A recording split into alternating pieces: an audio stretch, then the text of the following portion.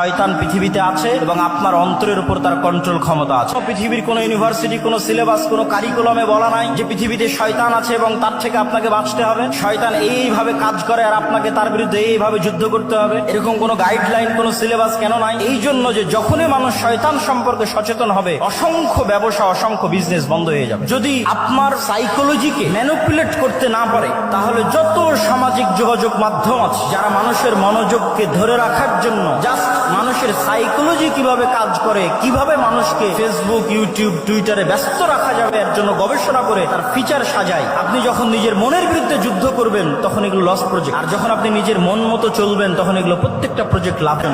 কি ভুলিয়ে রাখবে? সালাতের কথা? জি না। শয়তান আপনাকে কি ভুলিয়ে রাখবে? সিয়ামের কথা? জি না। শয়তান আপনাকে ভুলিয়ে রাখবে মৃত্যুর কথা। আলহাকুমুত তাকাসুর হাত্তা যুরতুমুল মাকাবির। কবরে না যাওয়া পর্যন্ত আমার এবং আপনার মনে হওয়ার চান্স নাই যে আমি আপনি মারা যেতে পারি।